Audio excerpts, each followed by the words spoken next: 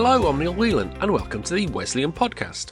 In this edition, Iain Stevenson, Wesleyan Financial Services Head of Dental, is talking to Steve O'Connor, Associate Director of Christie Co, a specialist business property advisor to dental professionals. They'll be discussing Christie Co's recently published Business Outlook and what it means for dentists and their business and personal finances.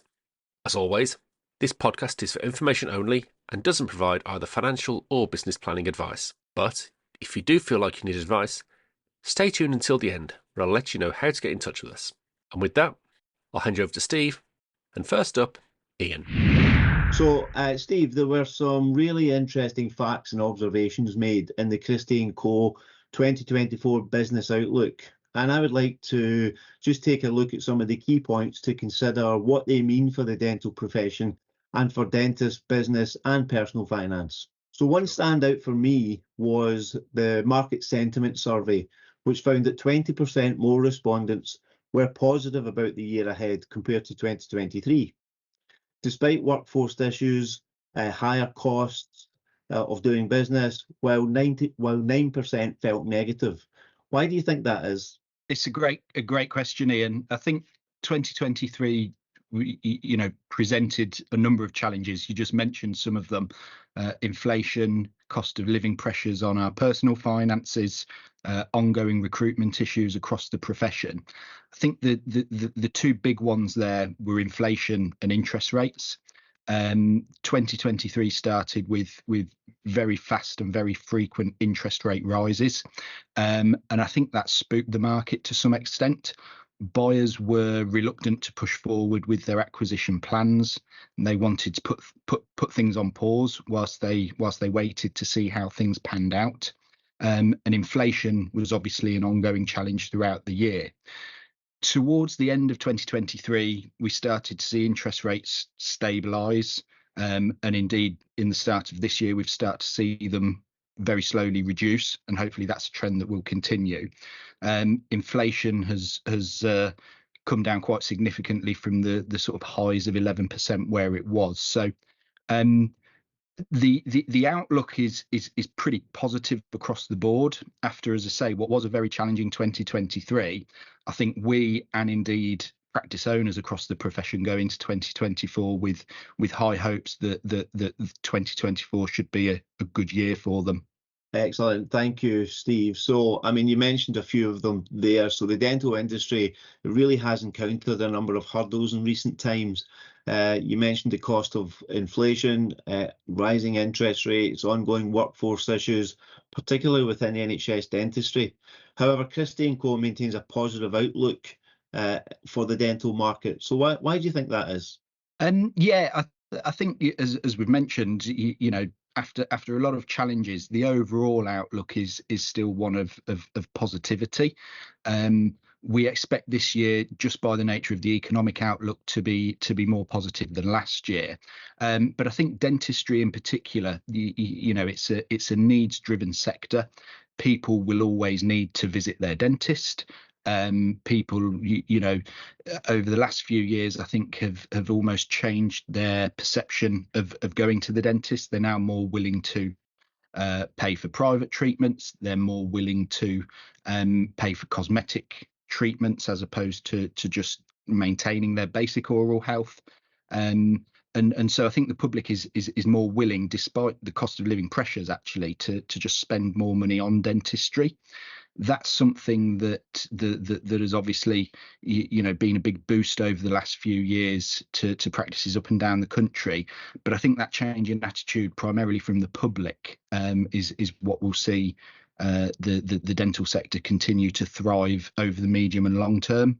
Yeah, some really good points there that I'm sure a lot of people will understand. It'll be very familiar to them. Moving on to sales market. So where do you see the sales market going in 2024, Steve? So what's the outlook for acquisition of private practice versus NHS practices, for example? Yeah, good question. So I think, again, referencing 2023 again, after what was a challenging year, with far fewer number of transactions taking place compared to previous years, I think we go into 2024 expecting things to almost settle down, or recalibrate perhaps is a good word.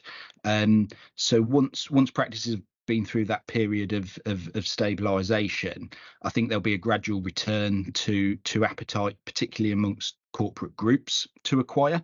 They in particular have been pretty slow in their acquisitions over the last 6-9 months.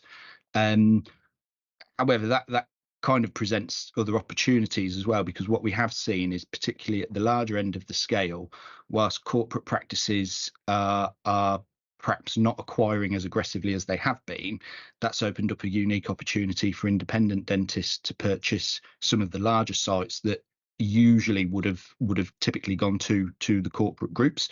So I think there's more transactions within the independent space rather than the corporate space. With NHS practices,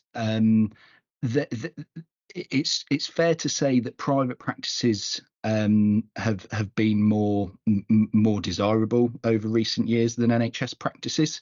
There's always a core of buyers who like the comfort of having an NHS contract and an NHS dental practice, and I don't see that going away at all. I think the big challenge with NHS practices in particular is recruitment, and whether or not they've got dentists in place to be able to deliver on their NHS contract. Typically what we see is, if they have enough dentists to deliver the UDAs that they're required to deliver, the practices are in demand and are saleable. If there's NHS practices that don't have dentists, which we do see from time to time, it's a different story, unfortunately. So I think the main challenge with NHS practice sales in particular is one of staffing. Yeah, it's an area we're going to come back to later. Really important point, and I picked up on the recalibration and stabilisation of the dental world, and that's something I think, again, it's familiar to the world that we live in as well, in terms of providing financial advice. Yep. That's definitely something that applies to us as well. So yeah, really good point, Steve. Thank you. Moving on to practice valuations then. So what do you think the dangers are for practice values in 2024 and even the longer term? So I think the biggest dangers, I suppose, I don't know that I would phrase it as danger, perhaps. I don't think we see practice values dropping off a cliff or anything like that anytime soon. I think despite the challenges actually of last year, practice values were incredibly resilient. They did roll back very slightly, but in the grand scheme of things, and compared to the highs that they were at in kind of autumn 2022, they rolled back pretty modestly in truth. So I think, as we've mentioned, with NHS practices in particular, recruitment is the biggest danger that can have a major detrimental impact on the practice value if they don't have dentists to deliver their NHS contract. With private practices, I think one of the big things that the market has missed over the last 9 months or so has been a lot of activity from corporate groups. There's a number of corporate groups who've put acquisitions on hold. There's been a few notable mergers between some of the larger players over the last couple of years, and I think that's done is reduced the pool of those corporate buyers, and what's happened as a result, and also driven, I'm sure, in large part to interest rates and inflation and so on. But the terms being offered by corporate groups are now far less favourable than they were 12 months ago. And so I think that's making potential sellers just take a moment to pause and reflect on whether now is the optimum time to exit. But in general, I think we see practice values, being maintained, remaining fairly stable. And I'm sure as and when competition returns to the market in full swing, I think we'll start to see perhaps some small growth in practice values. Okay, really interesting insight there, Steve. And it sounds like good news in terms of practice valuations. So excellent. So you mentioned interest rates there. I mean, with the anticipation of the Bank of England base rate likely to fall this year again, do you think that the cost of the drop in the cost of borrowing will impact practice prices? I think it will, but perhaps again only modestly. As we mentioned, despite all the challenges, practice values didn't fall too much throughout 2023. So if we're already kind of starting from a pretty strong baseline of practice values. What I think has happened is buyers are now accustomed to the fact that the cost of borrowing money is more than it has been historically. If you go back only a couple of years, the base rate was 0.1%, I think, and now we're up to 5.25%. So it's been a big shift, but I think that's now costed in with buyers who are seriously looking. They know that it's going to cost more to obviously borrow money and fund a practice purchase. Any reduction in the base rate, which we undoubtedly expect to see over the coming year, will be good news, and it all helps with their affordability and ultimately the financial performance of the practice that they go on to acquire if they've got less interest payments to make. But as I mentioned previously, I think practice values will in large part remain flat initially, and we'll perhaps start to see some very modest growth in the latter part of this year. I know how difficult it is to try and anticipate which way the market will go and indeed what will happen with the economy. So yeah, really interesting to get your insight on that. So finally, you mentioned workforce issues earlier and some of the things obviously that will impact practice ownership. So we know there's been an ongoing workforce issue with many practices experiencing difficulties in recruiting associate dentists. Do you think this will improve, Steve? And how might that impact in practice values? Yeah, great question, Iain.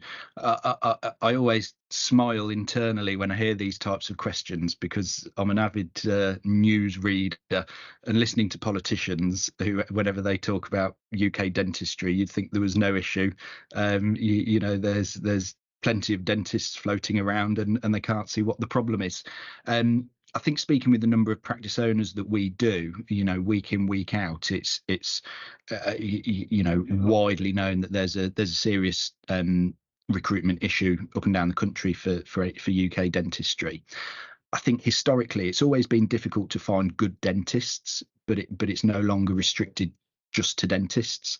It's the same now for hygienists, therapists, experienced qualified nurses, and so on. So it's kind of all staff within practice as opposed to simply the clinicians. I think anecdotally what we probably hear is lots of dentists wanting to get out of the rut of NHS dentistry and move over to private practice. So that's obviously putting an even greater challenge on NHS dentistry. I know that the government have introduced a few different initiatives recently, but they will all take time to filter through and bed into the industry. So that I know that they're making it easier for overseas dentists to come and work in the UK, which is great news. But again, they've still got to go through rigorous tests and so on, which often takes a couple of years or more. They've also increased the number of dental spaces available at UK dental schools, which again is great news, but that's going to take years before those first tranche of additional people start to qualify. And so there's no quick fixes. At the moment, it is a real challenge. We're seeing as well, again anecdotally, I think, but there's so many dentists now reducing their days and working part-time as opposed to full-time. And so whilst the number of registered dentists with the GDC, I think is at one of its highest levels ever, the actual days being worked in dentistry is not at its highest point. It's lower than it has been historically, but that's because people are choosing to work 3 and 4 days a week instead of 5 days a week. So there are real challenges. I think it will improve, but I think it will take time before any visible improvement is seen. It's painful and a real challenge for practices at the moment, particularly those who are recruiting. I think what we have seen is a real push by practice owners to try and make their practice a nice place to work. Once they have recruited new staff members, be it a dentist or a dental nurse, I think there's much greater emphasis now on retaining those members of staff, which can only be a good sign and a good thing for the profession. But yeah, so to answer your question, Ian, I think there will be improvements, but it will take time for them to filter through. Yeah, really tremendous insight there, and it's exactly what we are seeing when you think about the workforce plan that was introduced last year. It was designed to try and address some of this stuff, but that was exactly my observations of that. It's like, yes, it's great we're encouraging more overseas dentists, but it will take time. It's great we're going to be looking to bring in or create more spaces for therapists and hygienists, but that'll take time. In the meantime, more and more people are going part-time. So I think it's a really relevant point to talk about the kind of full-time equivalent versus actually the number of dentists registered. So yeah, great insight. Absolutely. Yeah, I appreciate that.